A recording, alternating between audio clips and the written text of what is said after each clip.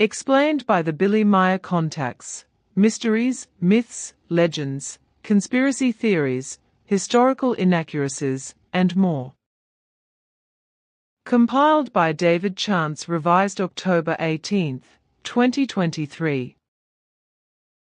Extraterrestrials Part 6 Note. This section generally deals with the existence of various extraterrestrial civilizations, their histories, societies, cultures, behaviors, technologies, etc. An excellent summary of the UFO, extraterrestrial phenomenon, is given by Billy Meier in his article Extraterrestrials, found in Contact Report 257. Drawings and photorealistic renditions of some extraterrestrials may be seen at the end of Contact Reports 830 and 836. A list of extraterrestrials who have contacted Billy Meier can be found at the FIGU website. Contact Report 536. But you are wearing such interesting new clothes. Is this the latest fashion? No, the clothing does not correspond to a new fashion. It is technical. Contact Report 538. A note. The following are excerpts from a lengthy explanation about true democracy. My explanations are only intended to clarify the understanding and the state of democracy as it applies to us, Pleiaren. It is about 52,000 years ago that true democracy was established among all peoples in our Pleiaren, and with it a lasting peace and extensive freedom, which has also been established since then by prohibiting all undemocratic forms of government and their actions. This also led to the final peace among all peoples, so that since then the Pleiaren have lived in true peace and freedom. For the peoples themselves want peace and freedom, but not war, despotism, or dictatorship.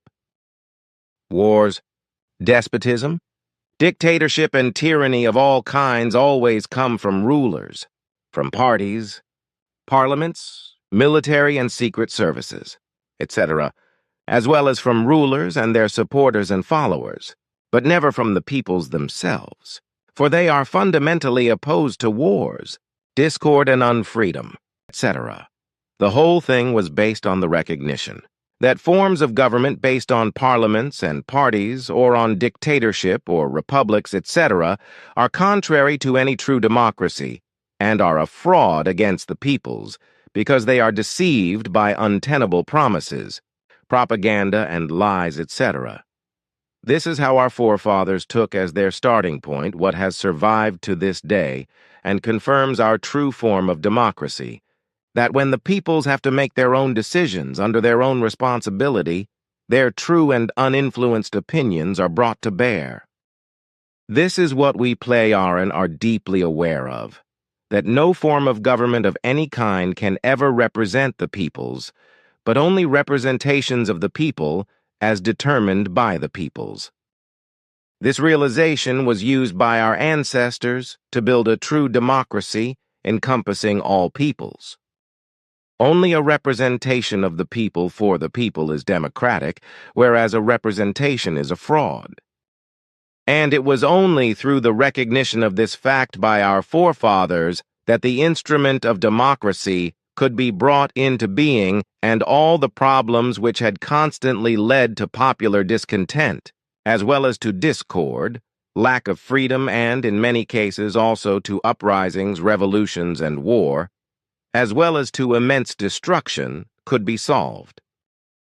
In this way, all-encompassing people's democracies were created and realized on our worlds, putting an end to all despotic and dictatorial forms of government and rulers, etc., and giving all power only to the peoples and implementing it through elected leaders of the people. And this has proved its worth, according to the earthly sense of mankind, for more than 52,000 years, and consequently, there have never been any more uprisings, revolutions, popular discontent, or small or large wars since then. thus our distant ancestors as a whole have found, the final solution to all political problems on all our worlds, and have shown all peoples the way out of the path of the dictatorial rulers and ruled, and into a true democracy based solely on the extensive power of the people, without representatives or substitutes. Contact Report 541. How is it with regard to friendships and enmities with Plejaren, as well as with regard to Gayvault and coercion? Hostilities and enmities and Ausartendi outcoming effects in the sense that Gayvault and coercion arise, such as is the case with the Earth humans, do not appear, at least amongst our Plejaren people. If necessary, we answer Gayvault and coercion with logical Gayvault force, but never in the sense that life is endangered.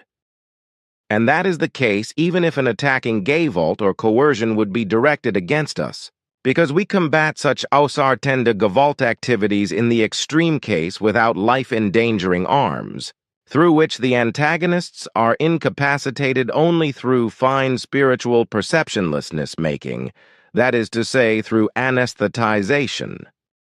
This, however, has no longer been necessary for thousands of years.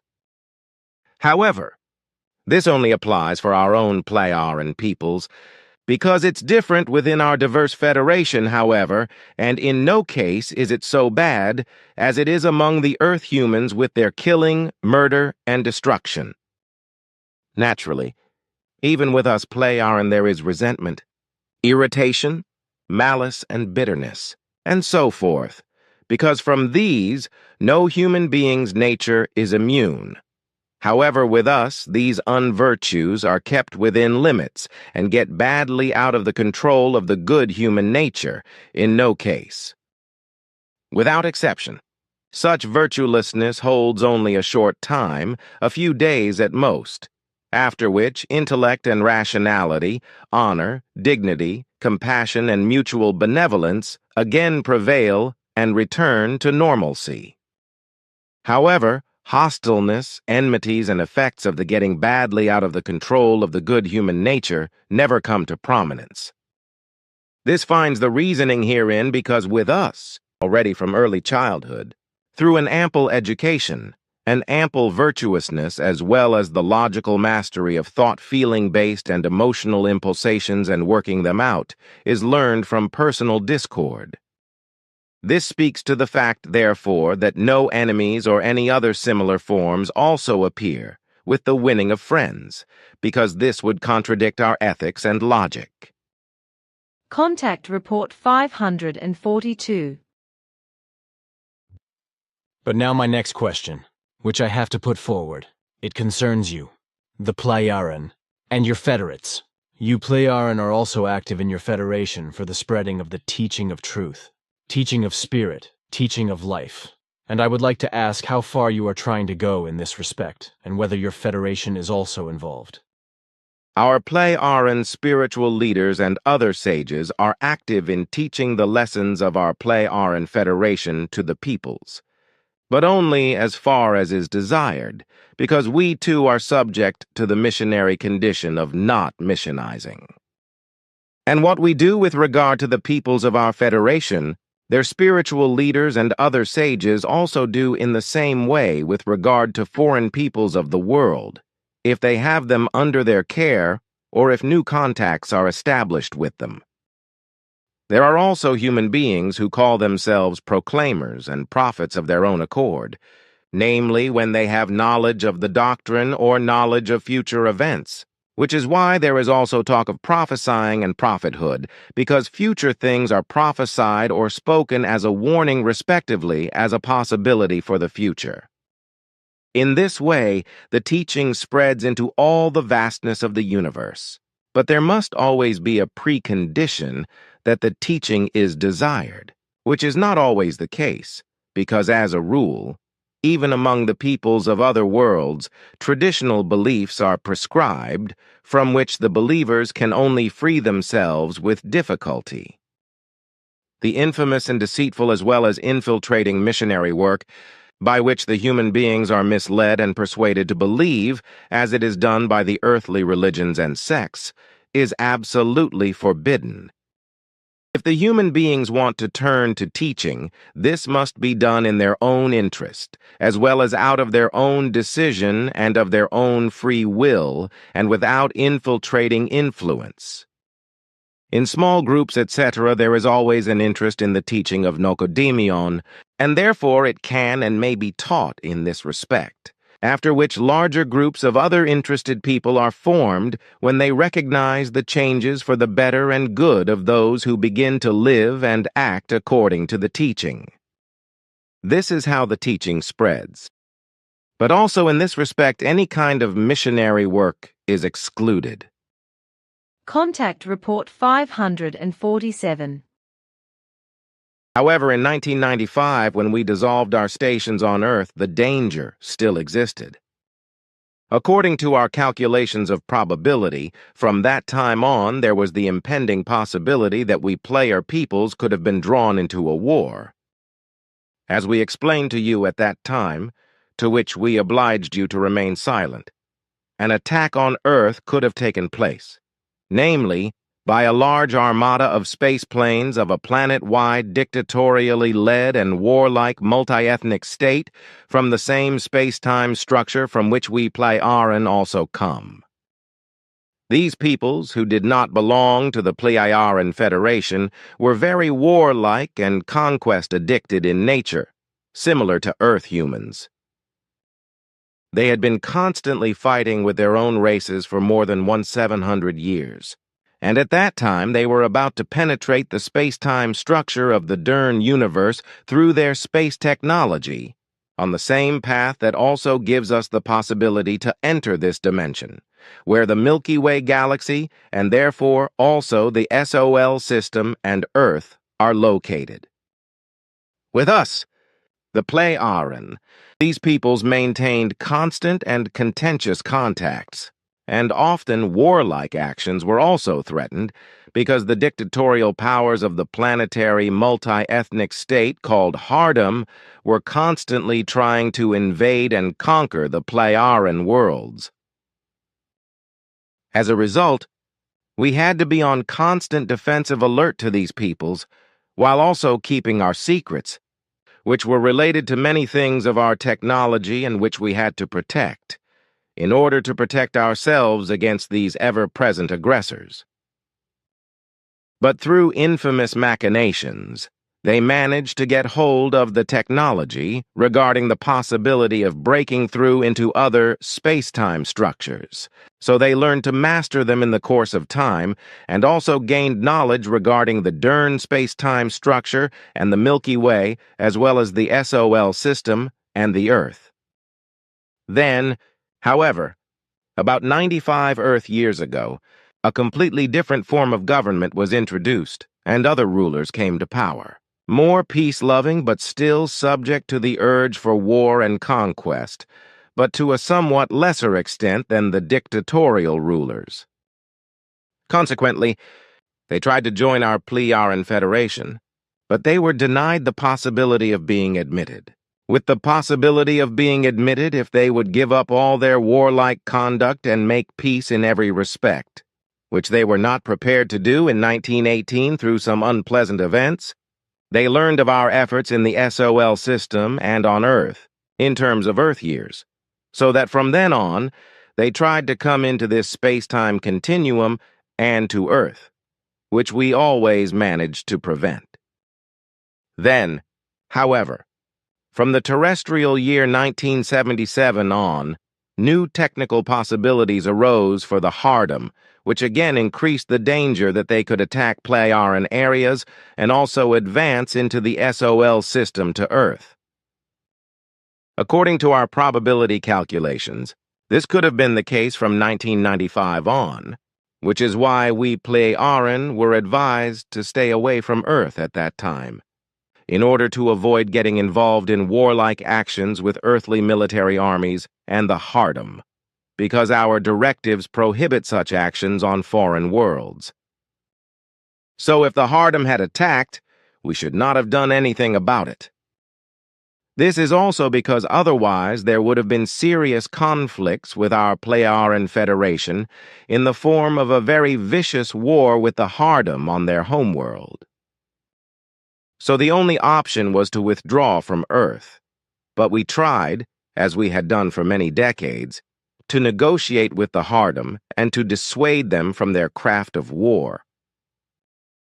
In the end, it became generally accepted on Hardum that a large group of people had an objective interest in the matter, and that this led to a planet-wide overthrow of power, by which all dictatorial rulers, who had all united to form a common world dictatorship, were driven out and executed by armies accustomed to war and violence.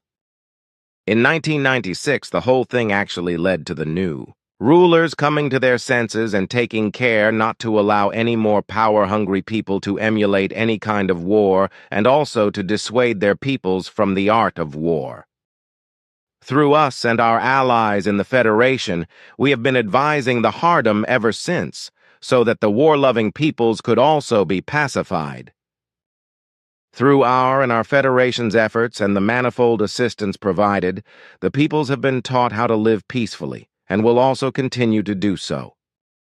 This has been going on since 1996, and fortunately the Hardum are making a very serious effort to grow into a completely new way of life, which in just 16 years has led to the Hardum being incorporated into our Pleiaren Federation protection, and thus becoming a candidate for our Pleiaren Federation. Although the Hardum do not yet belong to the Pleiaren Federation, they are under its protection, which ensures that they are no longer a threat. But what interests me is this. You always speak of the Hardum in a way that is also true of you Pleiaren. You call yourselves Pleiaren and your homeworlds also Pleiaren. Is it the same with the Hardum if they do not call themselves Hardumer or similar, but as Hardum, equally also their world? That is indeed the case. Contact Report 559. Very many of our people have learned the German language and are therefore learning the textbooks and the spiritual textbooks according to your German language, which you so excellently present. For all those who do not know the German language, all your written works have been and will continue to be translated into our intercosmic language, which is spoken by all our peoples without exception. The only exceptions to this are in the area of the Outer Federation, where this language is also very widespread. The intercosmic Kosan and our Iranic language, Aran, as well as our Pleiaren language, Sarat, are based on our very old original language, which, as you know, is the real origin of the Old German and therefore of the German language of today. All our languages are therefore equated with German in every term and word, so there is no difference in this respect. This means that every term and word in the German language has absolutely the same meaning and value in all our languages. Consequently, there is no difference in this respect. But super smart people always think that Swiss German is a German dialect. This is evidence of insufficient knowledge because our highly educated language scholars probably know this better than better knowing and, in this respect, uneducated Earth humans. I am sure you are right. Unfortunately, there are many know-it-alls on Earth who put false information into the world and thereby spread misinformation. Such an action is not possible with us, because there is no such thing as know-it-all, because all knowledge is only accepted as truth according to the effective reality and its facts. Contact Report 560. He, Quetzal, was particularly affected by all this because the care and maintenance of bushes and trees is one of his great passions, which he cultivates with great dedication in his 3 own bush and tree plantations on Era. Contact Report 565. But the fact that the 4 groups unknown to us are active worldwide, as you say, and in many ways is an absolutely undeniable fact. And what the sense and purpose of their actions are, that is just as unknown to us as whether they are of earthly, future earthly, or extraterrestrial origin. We are also not interested in that because it is not in any of our tasks to get in contact with them or to find out their origin. So many observations, things, and strange occurrences can be traced back not only to the former Ashtar-Sharon group, but also to these four groups? It was never mentioned, but only that many events and occurrences could be attributed to this Sharon group, from the hypnotic forced contacts to all kinds of unpleasant happenings and strange occurrences. Of course. But now it is finally clear that the four groups, unknown to you, are very active in different ways. But the question is, will you continue to ignore them? And will you also continue to protect yourselves against sight and detection from them? Yes, that is clearly the case because we are not interested in any contact with them. And since our latest clarifications and findings, we are now also absolutely sure that these four groups have no knowledge of our real existence. This, if we dispense with unclear assumptions, which are perhaps, or even very likely, because your activity with regard to the dissemination of the contact conversation reports has probably not remained hidden from them. Contact Report 571. In response to a question from Michael Horn, in my opinion, platonic love, even if it is related to a very close friendship, is based on a pure illusion, because in the case of a very close friendship, both the woman and the man have almost inevitably erotic feelings for each other in their thoughts and feelings.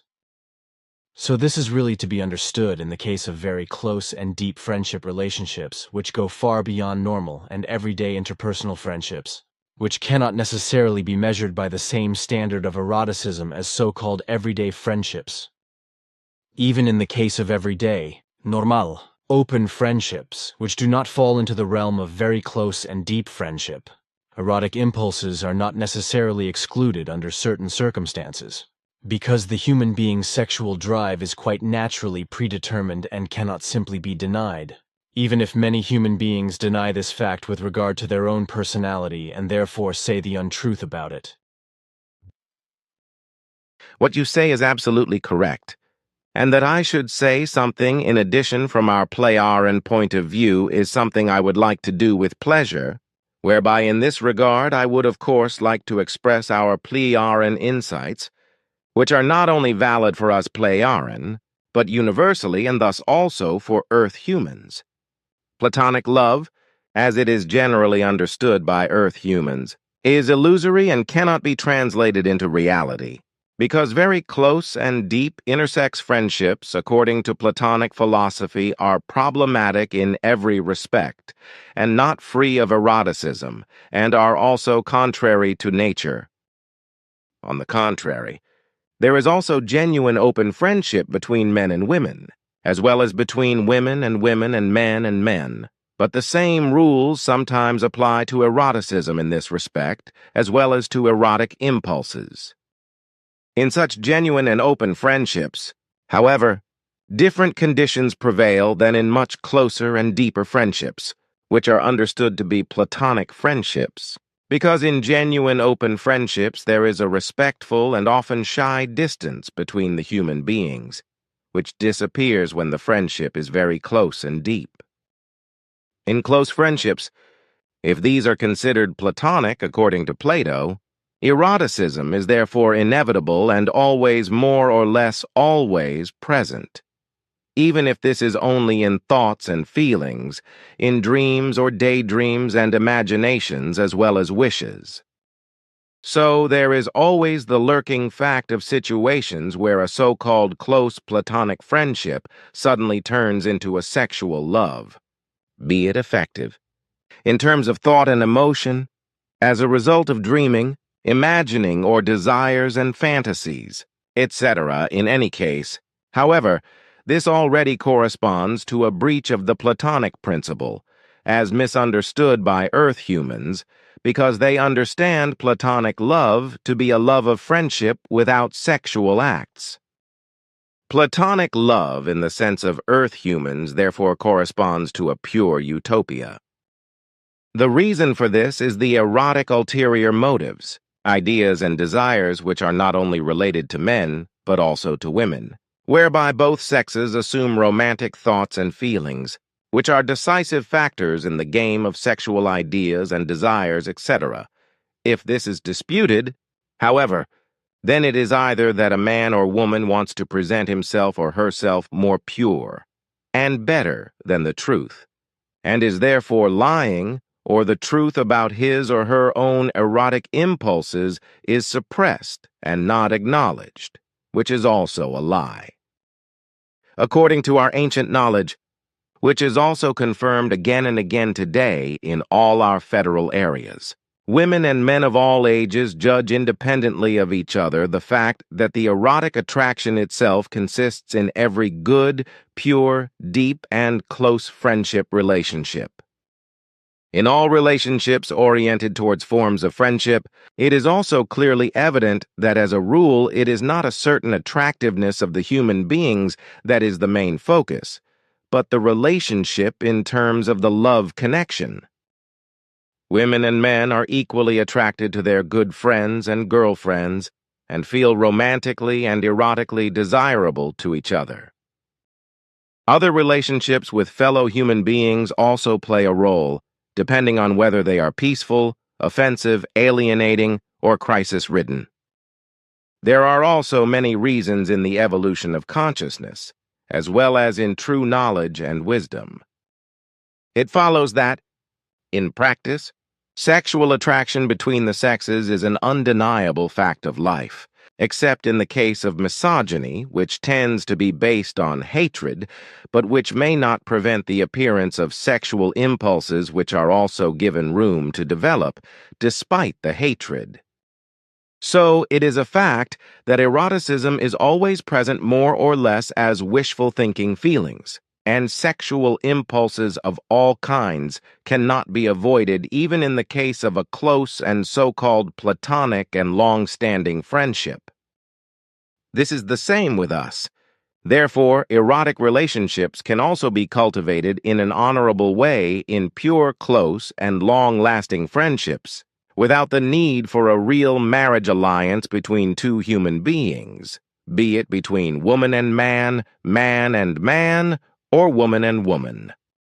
It is natural for a man to be focused on grasping a possible sexual opportunity because he is naturally reproductively oriented. The women, on the other hand, are naturally conceptive beings who are equally classified as men with regard to erotic impulses.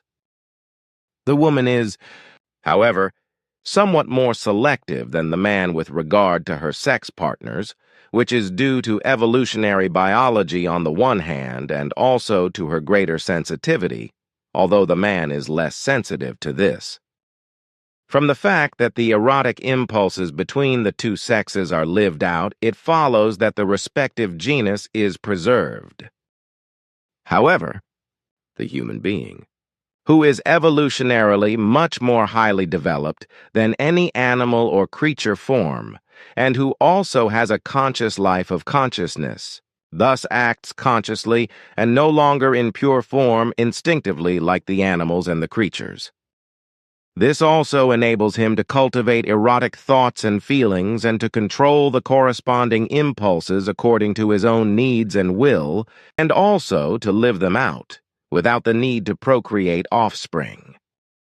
So he can pursue his sexual life out of pure lust and pleasure in the matter, as well as with regard to the sexual urge, which, if everything is correct, is not detrimental to him, but on the contrary gives him psychophysical satisfaction and health. If man and woman are considered in relation to polygamy, as is the case with us Pleiaren, and also in various ways with Earth humans and peoples of other worlds, then a man can mate with several women for procreation, whereas a woman can normally be mated with only one man. This is our justification for our polygamy in the way that a man can lead matrimonial alliances with several women, whereby we act in accordance with the creative natural laws and commandments. Contact Report 572.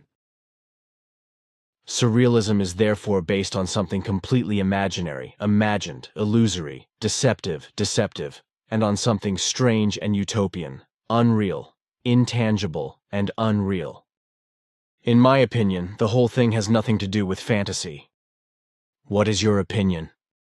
Surrealism really has nothing to do with fantasy, but with pathologically unreal and imaginative illusory ideas, which in a certain sense show unreal forms of delusional structures.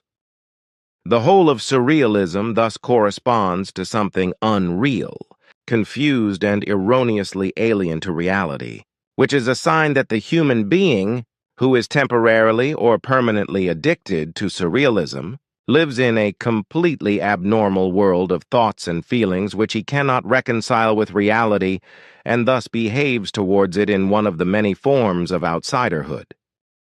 This corresponds to a certain pathologically absurd, confused thought behavior which cannot be reconciled with a really healthy combination of real ideas about reality.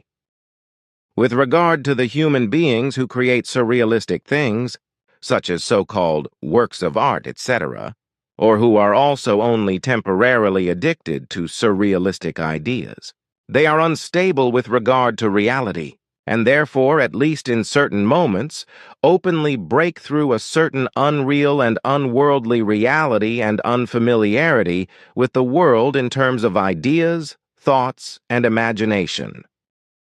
Does that also exist with you? No, this phenomenon is only known to us from Earth. Contact Report 576. On the 2nd of November, during a private conversation, you told me that you had received new techniques from the Sonairan that might give you better insights into the 4 groups that operate around Earth. That is correct, but I cannot talk about it in detail because I have to keep silence about the exact activities and processes as well as the details of the new technology, at least officially. We ourselves have been reluctant for some time now, as a result of disinterest, to investigate the background and existence of the 4 groups. In September of this year, however, something special happened which made it necessary for us to take another look at the 4 groupings, or at one of them in particular. This prompted us to look for technical aids from Askett's friends, the Sonairan, in order to get to the bottom of the particularities we had noticed. As a result, during the last month, with the means made available to us by the sonar people, we have carried out in-depth investigations and have thus obtained important information about those particular aspects of the grouping to which we were particularly interested. As a result of our investigations in this regard, we have been able to clearly establish that the grouping in our interest is not of terrestrial origin, but is in fact Earth foreigners. With the new Sonair technology, we were also able to penetrate the materials of their round, triangular and boomerang-like flying apparatuses and use special equipment and devices to get inside their flying apparatuses without them being able to register this. In this way, we gained knowledge of the life forms themselves inside their flying apparatus and also of their technology, which is still inadequate compared with ours.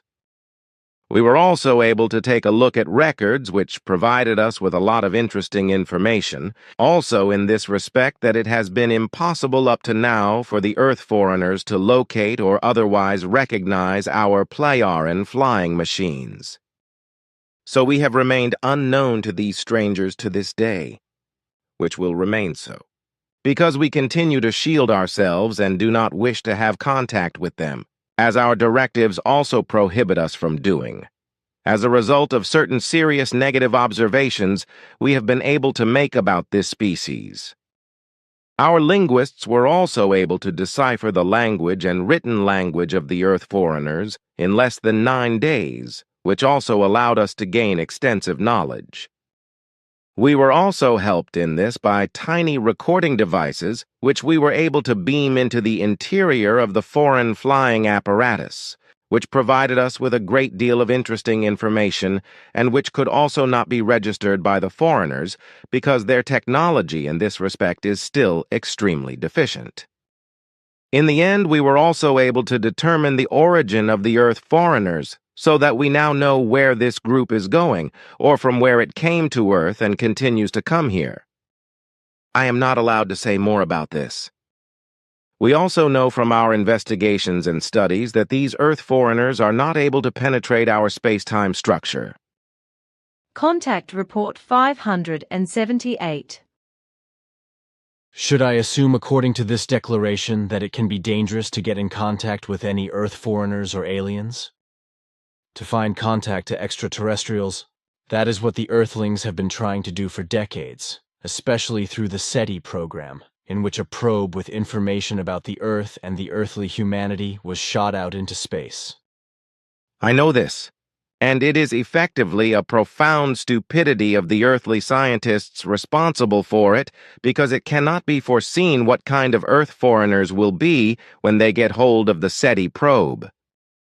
Civilizations of foreign planets, both in the Milky Way and in other galaxies, are not necessarily peaceful-minded and are conquering other habitats or worlds they colonize in war. And yet, among these conquerors, there are often quite barbaric beings who are in no way inferior to the Earth humans in terms of similar machinations, as they are peculiar to them. If religious mania and sectarianism are left out of the equation, for in this form, we know of no Earth foreigners who have degenerated in terms of religious sectarian belief as the majority of Earth humans. Therefore, it is particularly stupid and irresponsible what was started with the SETI program, because if one day the probe falls into the wrong hands, it can become quite bad for the earthly humanity and lead to disaster.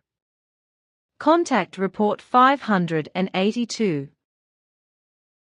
I would like to know regarding how you yourself takes care to behave when a death occurs, and at the same time something festive. At the same time, I want to ask, how do you handle it when a friendship of a person very close to you is laid to the last rest, but at the same time a celebration is also pending? For example, a marriage or engagement in one's own family, such as of one's own children, as well as the relatives. What do you Plyaran consider as an overriding obligation, an engagement or marriage, or the last honors acknowledgments with regard to the deceased person who is laid to rest?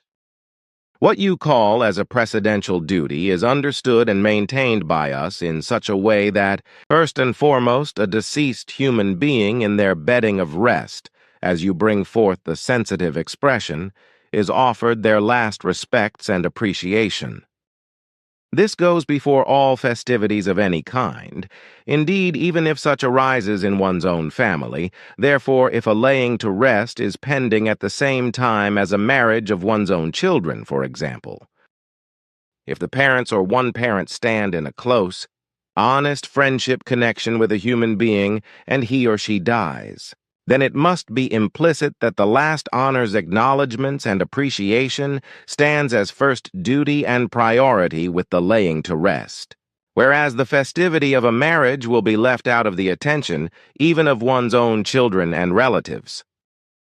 We are not acquainted with a betrothal celebration, as you maintain such, because with us such an action goes forth without celebration. Because when two human beings provisionally join together for a communality of living in order to later unite in an open or closed bond, then that is done in a simple wise.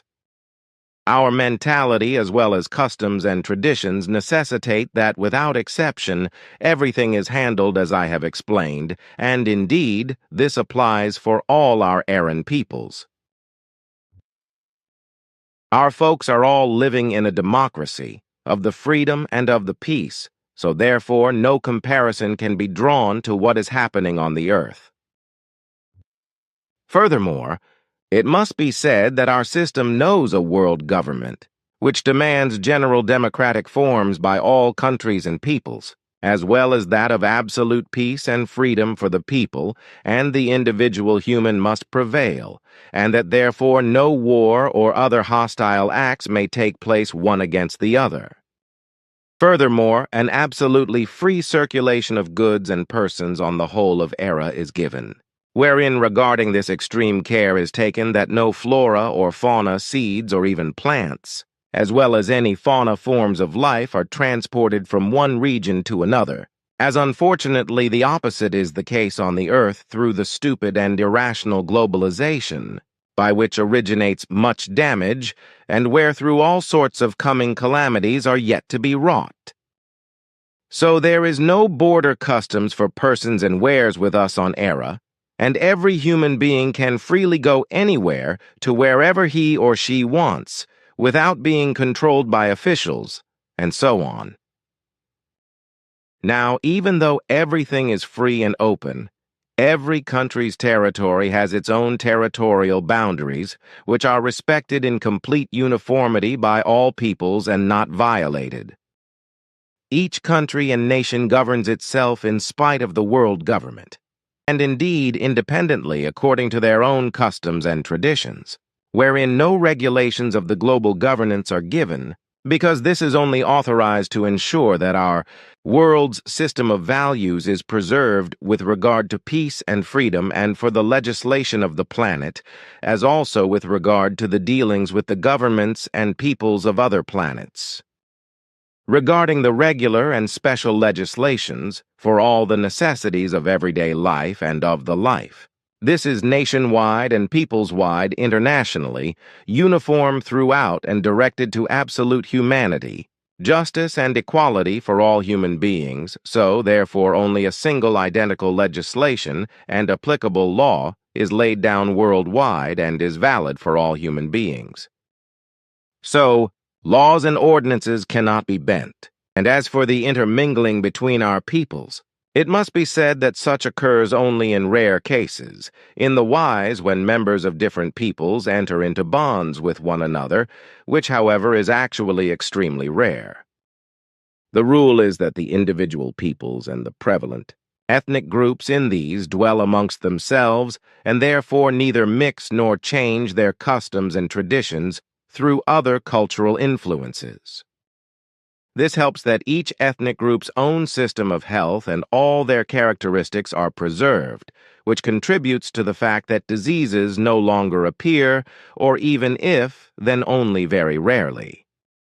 The whole issue of this non-mixing of peoples also contributes in that no diseases and epidemics are carried about, as well as one people's part doesn't clash into some troubles with another one's, either with regard to foreignness or race, nor concerning goods, products or language, etc., since, as a rule, the members of a peoples remain amongst themselves.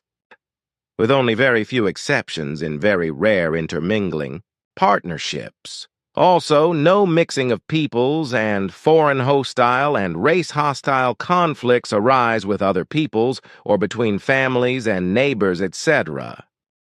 And what is also extremely important is the fact that we know not of religions and sects, as well as not of different political parties and orientations. All Pleiaren Iran nations are solely and equally inclined to the creational natural laws and recommendations which are taught by the spiritual leadership. Consequently, with us Pleiaren there is neither religious nor sect hatred, nor religious or sectarian cult activities, rites, or any other such sectarian hostilities.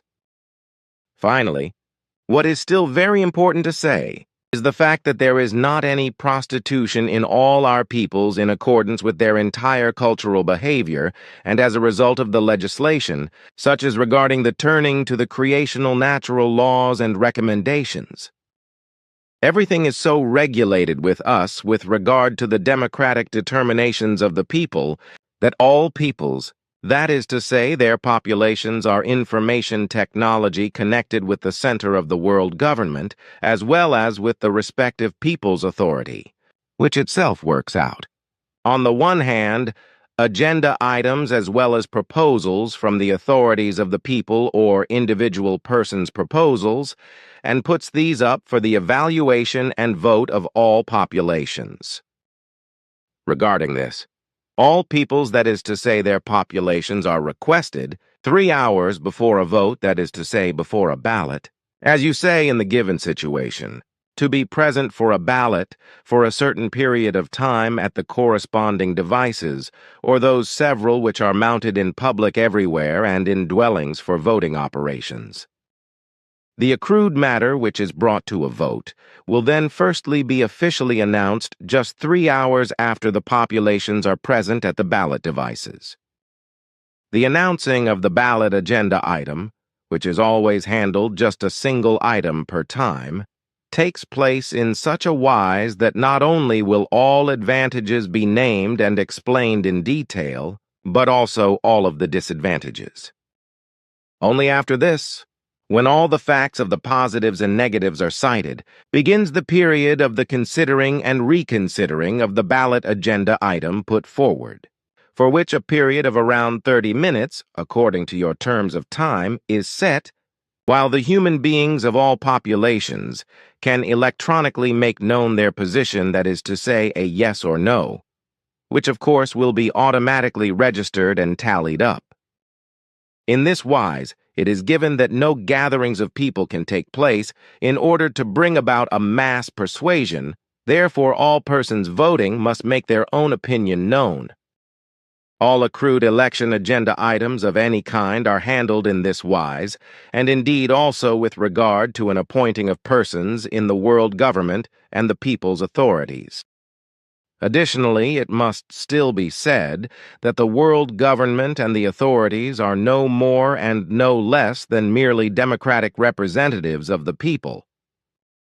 These exercise only the supervision with regard to the compliance with the laws and regulations, as well as the decisions of the indigenous peoples, together with their corresponding assigned forces of order, whereby, however, they have no self-determining gewalt, because the determination of all concerns and things is situated solely in the might of the planetary or national population. The world government and the people's authorities must therefore never act otherwise, as this is determined by the planetary or national population. Then the whole thing is based on a kind of internet? How does it stand, however, when crises and emergencies arise that require a quick decision and a prompt action? According to your understanding, you can call the whole thing as such. And when a crisis or an emergency arises, which then requires a quick decision and a prompt action, then the whole planetary population or each relevant population of the people is called to the voting machines, namely in the form of a general mobilization alarm call where only 1 hour's time will be given for that to become active. Then every person has the right to duly raise comments, which are heard and discussed, from which ultimately a logical decision must come forth, which is then put to the vote. However, such situations are more than extremely rare. Consequently, a last such mobilization dates back 2 decades. However, if such a case of a mobilization occurs, then that can perhaps take a long time until something is well regulated? Such can actually take up much time, whereby, however, crises and emergencies are extremely rare, as I said a little while ago. And who leads and then directs the whole thing in such situations? And generally, what is the nature of such crises and emergency situations? When it comes to planetary matters, they are carried out and handled by the spiritual leadership familiar with the matter, and in collaboration with the world government and the world's population. When it just concerns matters pertaining to a country, then the authorities of the peoples concerned and the corresponding populations are needed. And concerning the crisis and emergency situations, these can be very different, such as, for example, regarding a tactical intervention, if such is demanded from a region of a people or an entire planet of the Playaran Federation. Even extensive relief operations in one or more peoples, or even a whole planet of the Federation may be possible, such as in the case of threatening dangers from outer space or with natural disasters, and so on. Then with regard to era, actually there are seen more external, that is to say, extraplanetary situations than just those that apply to era and its population. This is the case. Yes, because on Era we have reported, for as long as anyone can remember, no more crises and emergency situations, neither with regard to natural events nor with respect to the population. How nice if that would also be the case on the Earth. But if I gather correctly from your words, then at the very least, not everyone in the Playaran Federation stands in such a high level of development as you, Playaran. Or am I wrong here? Is there in the Federation perhaps still peoples who are somehow unpeaceful and make trouble? You are not wrong, because although we Playaran are making great efforts, Federation-wide, to keep everything in a peaceful form, various Federation peoples are still deplorably devoted to unpeacefulness, and thus also armed confrontations, which sometimes requires, yet only rarely, however, our intervention. However, any intervention on our part must firstly be approved by a consent of the total population of the Playaran, wherein the pros and cons will extensively be discussed and weighed out, as our democratic vote formulas demand this. The reconnaissance work regarding this is carried out by specialized spiritual guides and law enforcement forces, which also have the corresponding forward-looking capabilities in order to predict what will result as effects from the causes which are taken.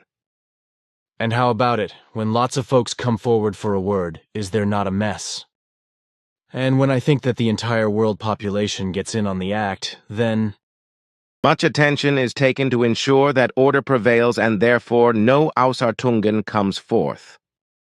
Therefore, in each case it is carefully handled and spoken, whereby no excessive chatter arises, and the individuals who have something to say will not be interrupted if their objections and contributions are pertinent and correspond to the rationality. Thereby the rule applies that only short and concise objections, clarifications, and suggestions, as well as the listing of possibilities and necessary actions and so forth will be made. Those fond of speaking, who want to run the speech marathons, there are indeed those, unfortunately, but every such word barrage is interrupted and the word is passed on to the next person who has something to bring forward. The fact that several people talk together, this is not permitted, therefore regarding this, there is no mayhem. Therefore, it may well take several hours or 2 or more days under certain circumstances, before a promising rational solution comes about and to a vote, which is useful and gives enough consideration to the crisis at hand or the emergency problem. With us one says long speech, short sense. Unfortunately, with the running of long speeches without actually saying something substantial, this is also the case with us on the Earth in politics. This is also expressed in our group every now and then, because similarly, not everything is perfect with us. Some humans just like to hear themselves talk. But it is gratifying to hear that this problem occurs not only with some of our group members, as well as with the politicians and people of our earthly peoples, but in your population as well. If I now understand correctly, then it is with you in such discussions of voting, commitment, and action. Since around such it is indeed my opinion, therefore no joyful chattering, but given the opportunity, only reasonable words, statements, action requirements, and modes of behavior. That is so. Each speech marathon will be stopped, and any problems at hand of any kind must be quickly, well, and efficiently handled and supplied a solution.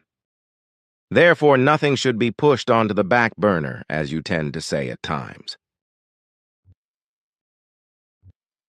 If I have understood correctly, then one could understand the whole of your democracy similarly to a democratic rural community, as we still have this in Switzerland in the cantons of Glarus and Appenzell, whereby beforehand, regarding the election process, no propaganda, that is to say advertising for a matter may be made, as this is, however, the case elsewhere than the mentioned rural communities in Switzerland.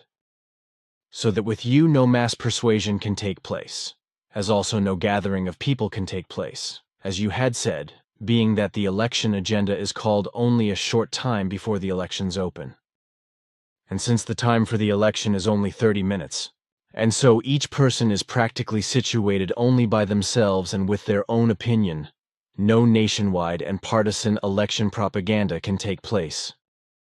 Also, as a result, no party system and no party dictatorship can take place, and I find that fair, good, and democratic. That is correct. We handle a direct democracy in this wise, which in every respect prescribes that neither the world government nor the authorities of the countries and their peoples may take any of their own decisions nor make regulations, unless the entire planet's population has decided about that based on a ballot and has considered something as right. As I explained, all countries, that is to say their populations, have a uniform legislation, valid planet-wide and a determination of might, as well as with regard to all other things that uniformly affect all peoples. If the authorities are elected in a nation, then this of course pertains only to the nation, that is to say its population, although the voting process remains the same as if a planet-wide vote takes place. So only the people can determine who belongs to the people's authority or to the world government? This is indeed so, because such a process of a direct democracy corresponds solely in this wise. Contact Report 584. How do you feel about neutrality? We cultivate it in a very serious way. But what is it like in relation to your federation? On all the worlds of our federation, the same laws, rights, and regulations apply, both to the world governments of the different worlds and to the governments of the people. Our Play-Aran world government is the guideline for all other world governments, as it is also the case for the governments of the people. No world government, as well as no people's government, which you call, for example, cantonal or district and municipal government, etc., interferes in any way in the interests of others because they maintain neutrality throughout. On the 1st of March, you said that you Play-Aran on other worlds of your federation are entitled to intervene in emergency situations or in the maintenance of order, etc. What about your neutrality? Interventions are only made according to established treaties with the different worlds. But such interventions do not mean more than assistance, which, above all, is only given when it is demanded by the majority of the respective world population. By aid, I mean aid that is really only aimed at doing the best possible for the benefit of the respective populations. I also understand that this does not mean going to arms, but really only providing assistance. But what is it like when situations and events of violence occur on any world of your federation? Then these are matters which have to be settled by the respective forces of order of the respective federation worlds, and this in a way which corresponds to non-gay vault note Billy. Non-gay vault means active use without harmful gavalt. In such things, if such things arise at all, which is extremely rare, we Play-Aran have no authority to interfere and become action-oriented. If, however, a decision is made by the respective world population to provide mediatory and advisory assistance, then we may of course become active in this way. Contact Report 585. This 3D printing technology, is it in any way comparable to your multi-col duplicators, multi-duplicators, replicators, or whatever you want to call them, machines or devices? No, not at all, because it corresponds to a completely different technique than our duplicators, as you call these devices. These 3D printers need various materials to produce any kind of objects, etc., so they are still a rather primitive technology, and therefore no comparison can be made with our duplicators.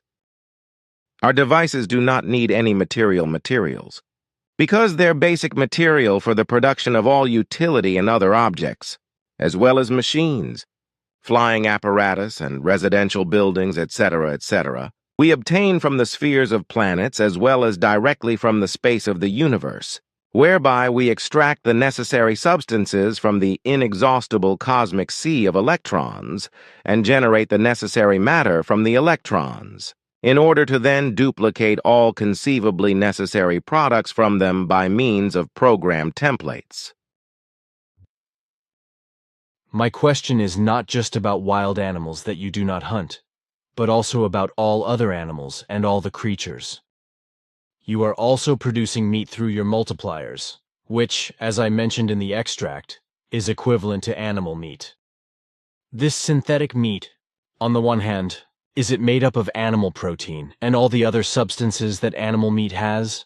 And on the other hand, is it also possible for you to synthetically generate different kinds of meat from animals and from creatures, and also their meat taste? That is, of course, the case. Then another question on this.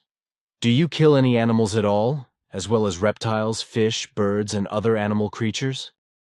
We Pleiaren respect and protect all life of every genus and species, so we do not kill animals, creatures, or other living creatures for food, care, or other purposes. If, however, necessity should require it, which is practically impossible, that as a result of life support and thus for the food of human beings, living beings would have to be killed. Then these would only be very low animals, etc. This is also known to me, but I wanted to hear it from you again. But what do you define in terms of low animals and low animals? The comparison with earthly low animals is not just any kind of animal or creature, but their size, which is estimated to correspond to a dwarf rabbit of earthly norm. However, killing is only permitted if no other food source, such as fruits, vegetables, and herbs, etc., is available. You also keep pets, such as the Ulrak, which runs around Quetzal's compound. Quetzal also has cattle and horses, etc., which he has brought from Earth to Era because he loves to play farmer in an earthly way, and often sits in his log cabin, which he has built in an earthly style. When he is there, in fact, I had to laugh out loud when I saw him. And he is reading old earthly newspapers. He has glasses on, but they only contain window glass. He finds it very romantic, so he pursues this leisure activity in his leisure hours. Many of the human beings on Era, as well as in our whole Federation, also indulge in some kind of speciality which they cultivate in their leisure time. We call it a hobby. Contact Report 586. Then I would like to talk about why you are not allowed to accept gifts from Earthlings. Because I am always being asked to give you your daughter Simya, Say, or Florina, etc. things. It is simply not to be understood that you are forbidden to do so because of the possible introduction of bacteria and viruses, etc., into Era. It is true that if you drink or eat chocolate with me, you will first have to neutralize it with your little device, and you will always be surrounded by your own personal shield, which will protect you from being infected by bacteria or viruses here on Earth. It should not be forgotten that when you are with me, this shield also neutralizes everything you come into contact with, including me. On the one hand, our directives determine this in this way. On the other hand, we have to protect ourselves from all the earthly influences which are harmful to our health, because the Earth is full of dangers for us with regard to bacteria and viruses, etc. So we must be extremely careful not to come into contact with any germs that are harmful to our health or in any other way, so as not to endanger our own health on the one hand, but also to ensure that we do not introduce dangerous germs into our flying apparatus or onto Era and other of our worlds. But how is it that you used to bring all kinds of things from Earth to Era? This required special permissions, whereby the things, as you call them, had to remain in quarantine for several months in specially equipped flying apparatus, where all objects, but also animals and creatures, etc., were neutralized with regard to dangerous and harmful bacteria and viruses, as well as vermin, etc. You could also do that today, couldn't you? We could, but our directives prohibit it. In special and important cases, exemptions can be granted, but these are very strictly weighed and are hardly ever granted anymore, because in the past, very bad experiences were made by importing objects, animals, and creatures, etc., to Era. Then it is also clear now that when we come together, you make me neutralized by vibrations each time, so to speak, and harmless to you in terms of bacteria and viruses. I knew this from the first meeting with Simya Se because she told me in confidence, but if we are now talking openly about it, then this can also be said in the end. Which is nothing to object to. What else interests me about the exemptions? When things from other worlds want to be imported into Era. To what extent are such exemptions granted? To which persons? And also for hobbies? In principle, all persons can apply for exceptional permits, which as a rule are also granted, although all security precautions must be taken and observed. However, it is extremely rare that such applications are made, because there is no great need in our populations for things, objects, and any goods from other worlds. The interest is usually in things and goods that exist and are available on Era. If there is a need for goods which come from other worlds and which are of Era planetary or Era volcanic necessity, then these goods will be imported under the same security conditions as those which also apply to the extremely rare imports which are applied for by private individuals with exceptional permission. Quetzal and one of his friends have a hobby of terrestrial animals and vehicles. Are there others who have similar hobbies? This is not the case, as far as I know, because such incidents are registered by the world government, and no other person with the same hobby passions is mentioned in our records. Nevertheless, there are persons who collect various things from other worlds and are passionately connected to them. As I have said, this is very rare, because our people are more interested in our different cultures and all their connections to them than in things, objects, and goods from other worlds. So then, every human being has the right, when he wishes or wants, to obtain things and goods from other worlds.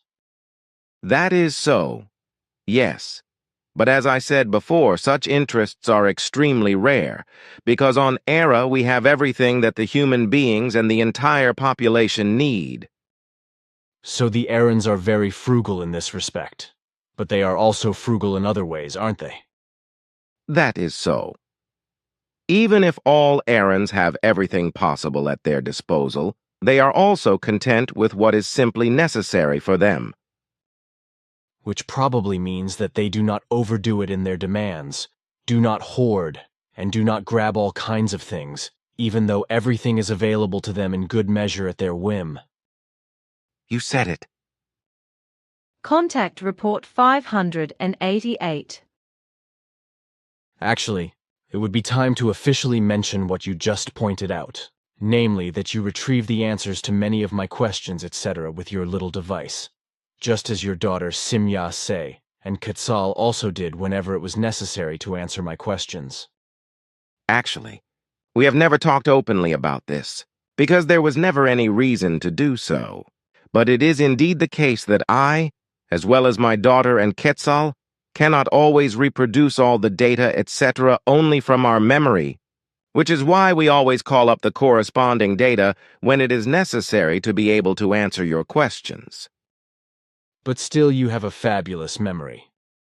But it is perhaps good that the readers of the contact reports now know that many of my questions have always been answered in the way that you retrieve them with your little device. But I would also like to know how it all works. With this little device, I transmit your questions to my archive in my flying apparatus, where your words are automatically converted into the language of the archive at the moment of speaking, evaluated, and at the same time the corresponding answer data is picked out and transmitted to me again, directly into my consciousness. Contact Report 590. Now a question regarding your Quetzal's Ulrak. Is the animal male or female? Ptah once told me that it is native to Era. It is a female mammal, and in fact, it is an animal native to Era. You Play-Aran do not keep pets in the same sense as Earthlings. That is, that animals are kept in human living quarters. And how is it with you? Is it usual to keep animals in enclosures, as for example with us on Earth? Where especially dogs and cats, guinea pigs, mice, rats, hamsters, birds, and fish are kept and given false love? This is not the case here, because all animal and gelatinous life forms, as well as all other life forms, live in the wild, where they may also have suitable stables and shelters, as you once called such buildings. But this is only true when animals or creatures, etc., are looked after by human beings, which is extremely rare. You are a hobby farmer with cattle that you brought from the Earth to Era. So you have cows, and of course from time to time also calves, besides bisons, buffaloes, and horses, as well as various red deer, etc. I have also seen chickens, geese, ducks, and rabbits on your very large grounds used for this purpose.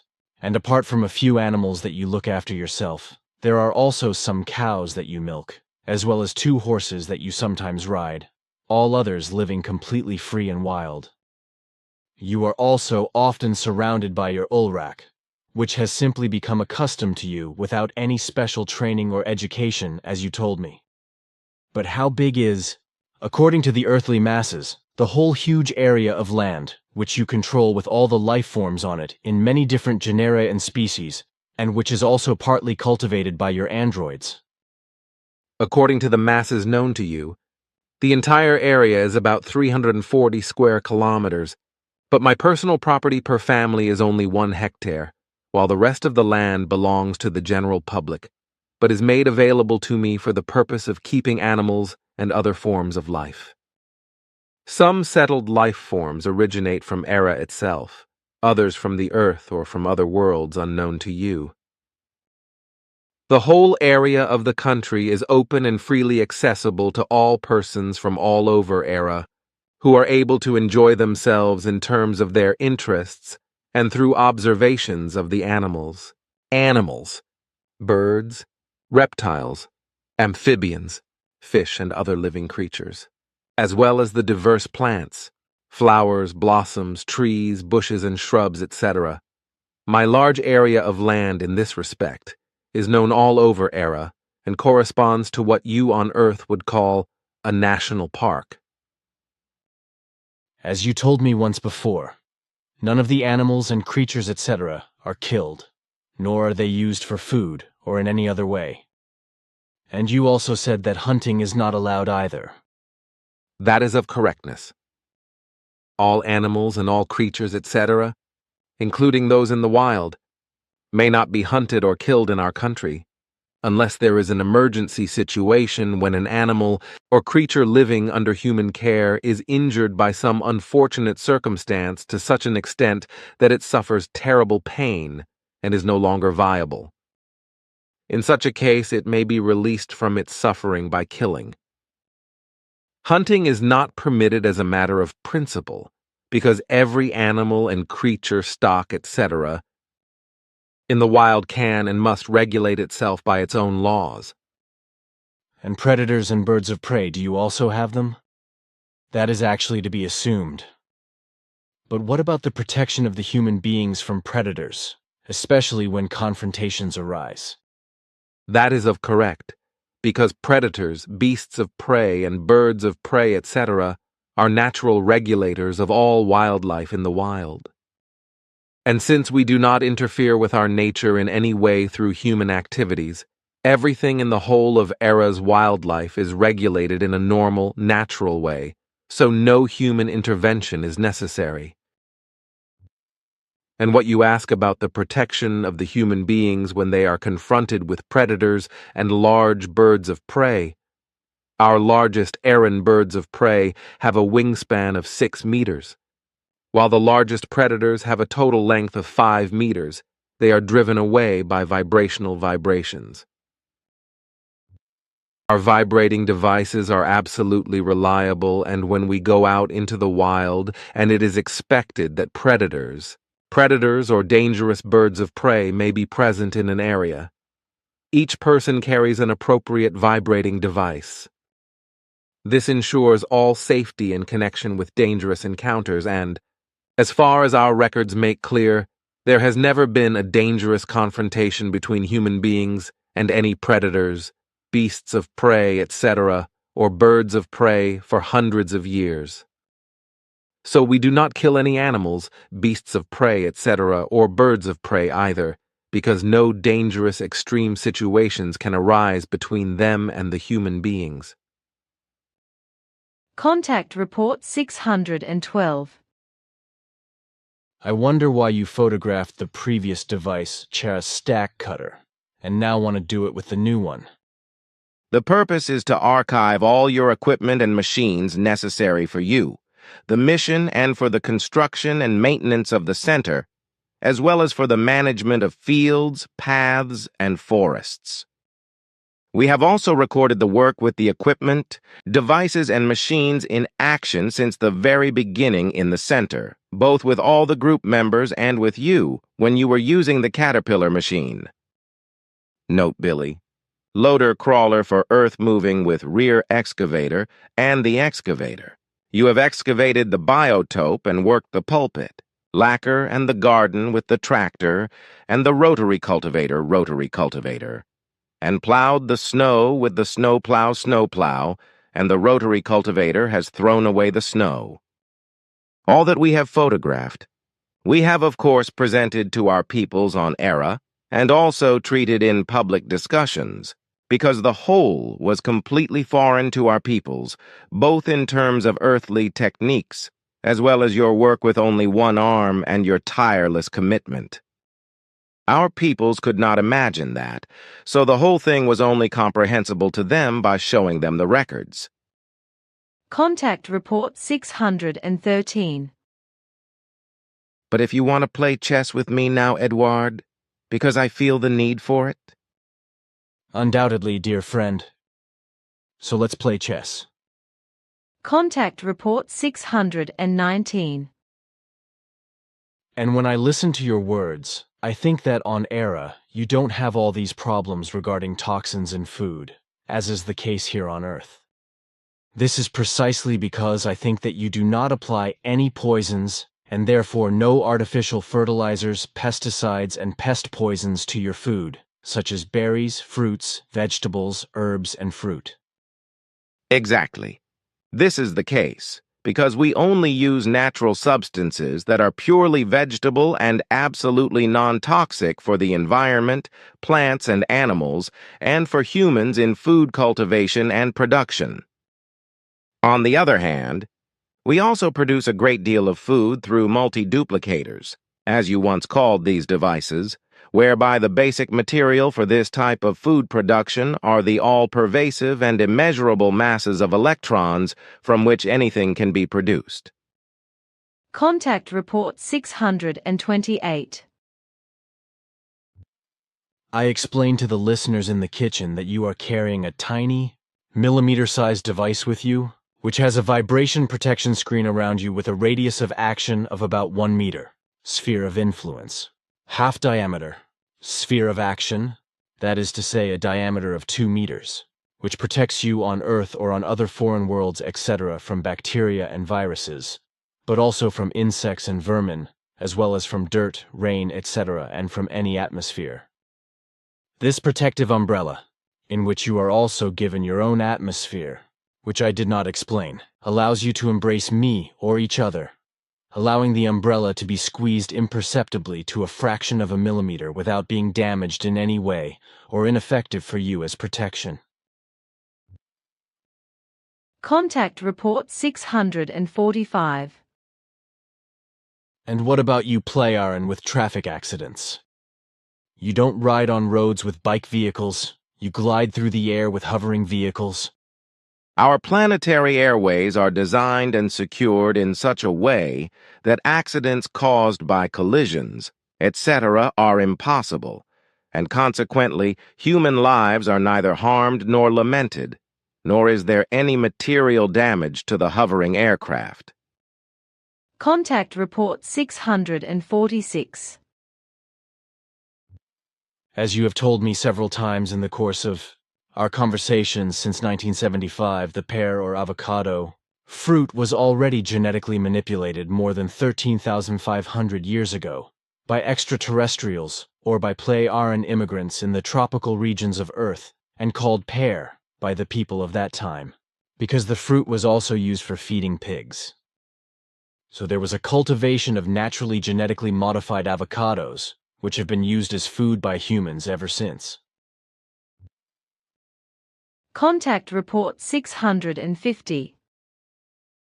First, the number of 144,000 people corresponds to a very early norm of an emigration power created by Nocodemion, which was usually led by 228 commanders, although there were seldom small exceptions, who, together with the emigration power, were under the command of an emigration Swiss.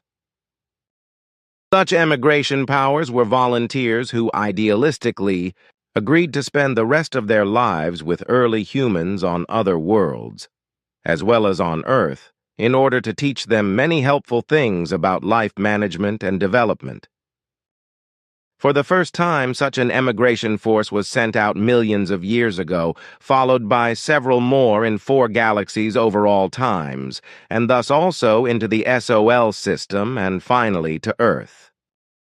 The last one to Earth was sent according to earthly time calculation about 13,500 years ago, where the Nocodemian people emigrants, on the one hand, were to have an instructive effect on Earth humans, which they partly did, but on the other hand caused for the most part many calamities, especially with regard to rising up as deities and bringing religions into being. And they did so when they were smuggled into all earthly peoples and great tribal communities, whereby delusional beliefs in God developed among all peoples, tribes and groups, etc. throughout the world, even among wild indigenous tribes. This led to the emergence of religions and sects, which expanded more and more and have survived to the present day and into the 3rd millennium, respectively, and will continue to do so for a very long time to come. All those of these extraterrestrial immigrants who remained on Earth also died there, and since then their spiritual forms have also reincarnated and will continue to reincarnate on Earth, precisely in ever new personalities of newly born Earth humans. So the 144,000 emigrants and their superiors and leaders were integrated worldwide as instructors into all existing earthly peoples and large tribes, as well as various groups in which they had to act as instructors. And like I said, many also fulfilled this obligation and thus led Earth humanity in technical, medical, and scientific regard on a higher level, however, always in accordance with the possibilities prevailing at that time, and also further on Earth. In this way, everything has been carried and developed since then up to the present time.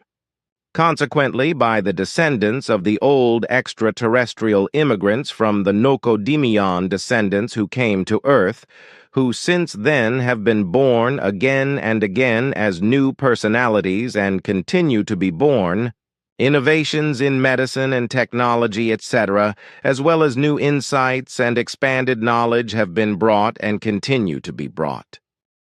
And many of these distant descendants of the former 144,000 Nocodemian descendants, ethnic emigrants, became and are, as a result of their evolution of consciousness and their abilities of various kinds transferred to them by their total conscious blocks, very talented in certain areas and powerful in this respect in progressive innovations which are not yet possible for the pure Earth-created Earthmen. And such persons from the number of 144,000, as well as various others at other times, but also in the number of 144,000 each, were also the ones whom we, as the authoritative inventors, researchers, physicians, technicians, computer scientists and scientists, etc., of certain areas on Earth, taught about knowledge, insights, and developments, etc., in an apparatus, impulse hypnotic manner and without their knowledge, which was made possible for us by our directives. Therefore, when we committed ourselves to this teaching activity, we were only allowed to take care of the distant descendants of the former immigrants of the Nocademian descendant peoples who were in active life, but we were not allowed to take care of any pure terrestrial human beings who existed from the ground up. How often did the Nocademian descendants of such emigration powers, each comprising 144,000 people, come to Earth? And what would also be of interest to me here would be the number of people who have finally remained on Earth and died there as a whole of these immigrants, so that they were born again on Earth as new personalities and continue to be born. It would really be very interesting to know this, if you have records of it. If for a moment yes here, yes. Our annals refer to a number of 8 different emigration powers of 144,000 persons each and 228 superiors each, who came to Earth in the course of more than 2 million years from the Nocademian descendant peoples. And here is a total number of 1,151,828 people who were involved. Of these persons, 575,914 remained on Earth, died there, and are born again with their old reincarnating spirit forms as new personalities. And these have been decisive since time immemorial with regard to all developments and great achievements of humanity on Earth, are also active in the modern age and will continue to be so in the future. Through their help, in the course of time, many pure Earth humans could also develop to a high level of knowledge and can. Consequently, a great deal of progress has been made for some time in all areas, and in every respect also by pure Earth humans, I think, isn't it? That's true, but it's still mainly the reborn new personalities of the former Nocademian descendants who are in the foreground. Can I understand it? But how did it happen that 144,000 each agreed to give up their highly developed culture and live on Earth with early humans like Homo erectus? On the one hand, they were pronounced idealists who were willing to provide development aid, so to speak, as is similarly the case on Earth, where such aid is provided for third world countries, etc. On the other hand, they were also very active in the field of development aid. Then it kind of rubbed off on Earth humans. You can say that. But on the other hand, there were also genetically manipulated refugees from the Sirius regions among the immigrants from the Nocademian descendants, as well as fallible, that is to say, delinquents of the home planets, who preferred, instead of being sent into exile, which was applied in the most drastic and severe manner, to emigrate with such emigration powers and at liberty to teach early humans in the manufacture of various kinds of products, such as tools and hunting weapons, clothing and food containers, etc. Primitive art, music, and all kinds of knowledge were also taught to early man by these immigrants, as well as knowledge concerning the heavenly bodies, medicine concerning medicinal plants, etc., and the use of fire, etc. And how and where were the distributions of these immigrant persons made among the early earthly human beings? Small immigrant groups were formed, which were integrated into earthly early human groups all over the world, while others joined early humans as loners or lived as their own small groups, which then also mixed with the early humans over time. In these forms, it was possible that mergers with the immigrants and the early humans could come about, which was, however, not always simple, but often connected with fights, which also claimed deaths on both sides. But in the end, everything regulated itself in one way or another, so that the teachings could also take place and bear fruit. So the whole thing was not easy, but therefore the actual creators of all progressive inventions of the early humans were to be led back to the immigrants of the Nocademian descendants peoples. And this was the only reason why the humanity of today, which emerged from the early humans, could develop so drastically fast, and as far as is the case today, with regard to electronics, inventions, craftsmanship, art, medicine, music and technology, etc., and so on. In principle, it would not have been possible without the direct immigrants from the Nocodemion peoples, and without their distant descendants and all their teachings, as well as also without your apparatus impulse hypnotic influence of the descendants of the extraterrestrial immigrants that earthly mankind could develop so rapidly and to a large extent up to the today's conditions. During the first millions of years and millennia, this was indeed the case. Of course, only in primitive developments of various things, for everything always had to be adapted to the corresponding state of consciousness of Earth humanity. This is because it was only possible to avoid an overdevelopment in every respect, because such an overdevelopment could not have been coped with by the Earth humans in terms of understanding and reason. The early extraterrestrial immigrants naturally had to withhold their knowledge as well as their abilities, and possibilities in every imaginable form, and to downgrade themselves in this respect in order not to overtax the early earthly humans, who became known as Homo erectus through research in modern times, and also later the more highly developed earthly humans with excessive abilities, on the one hand, and on the other hand in order to adapt to them in every necessary way. Contact Report 651. How do the Pleiarians and the members of their federation feel about alliance love, or about entering into love relationships? How high is the proportion of Pleiarian women and men in the total population who are classified into a polygamous alliance? Our federations are in no way subject to the provisions, laws, and regulations of the relevant Pleiaren forms, for all federations have their own, over which we Pleiarens do not exercise control.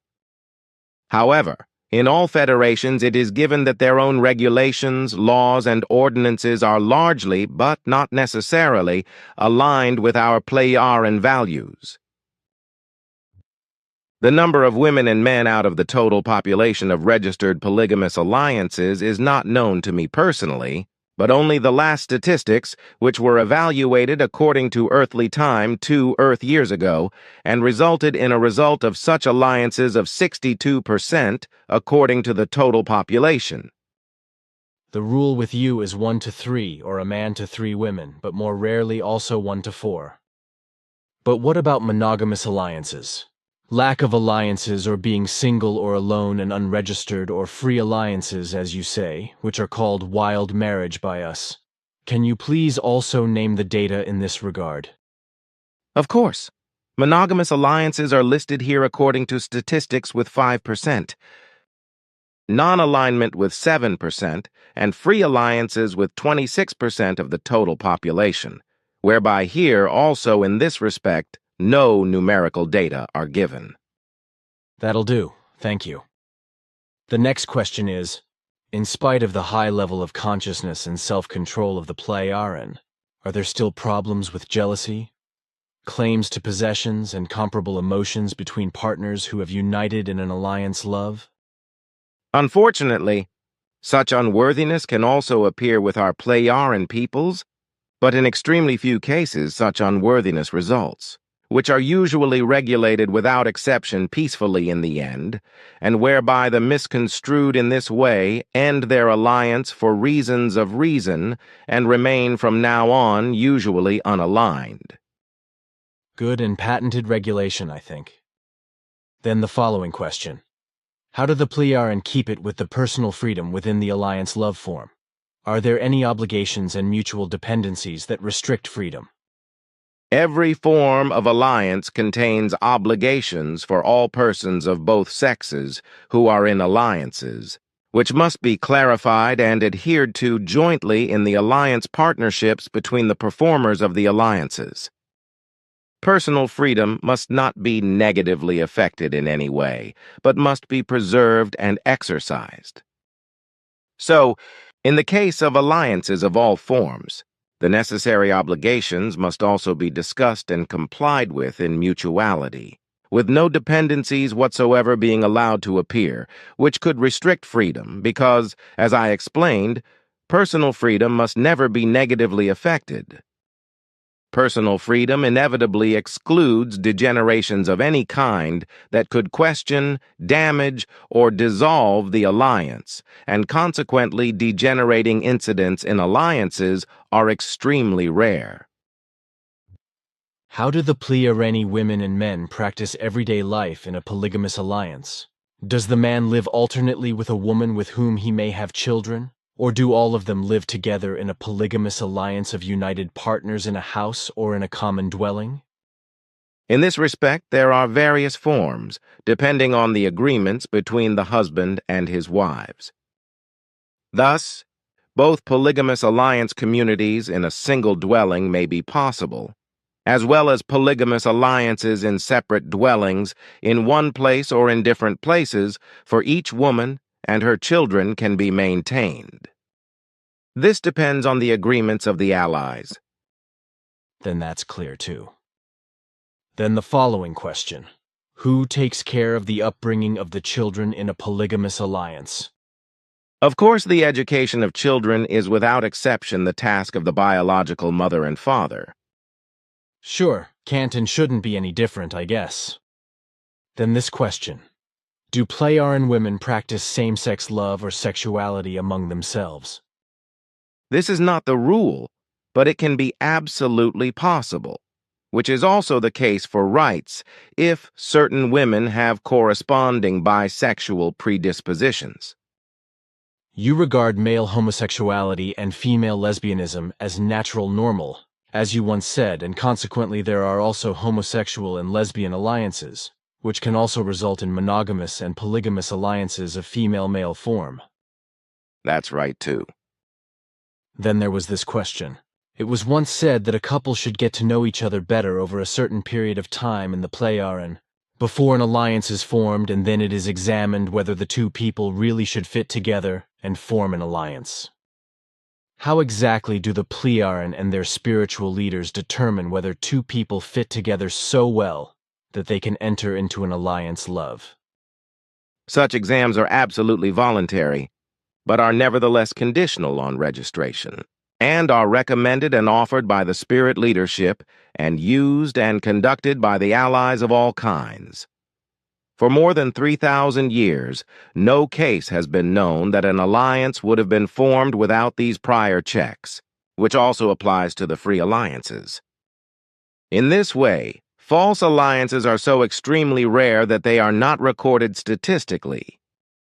The tests themselves are carried out after very precise and varied clarifications, factor analyses and tests, primarily with regard to the type and condition of the partnership relationship, the character value, as well as with regard to partnership freedom, partnership behavior, partnership relationship ability, descendant parenting skills, partnership crisis management skills, partnership compromise skills, partnership handling skills, partnership willingness, partnership ability, partnership trust, partnership openness, partnership attitude, partnership communication and partnership commonalities, etc. The entire list of clarifications. Factor analysis and tests includes 70 important moments, which also include non-partnership and social, but also psychological and interpersonal relationships, as well as educational and lifestyle values, etc., all of which, however, would have to be enumerated. Note Njana. Exam takes 3 to 6 days, depending on the time.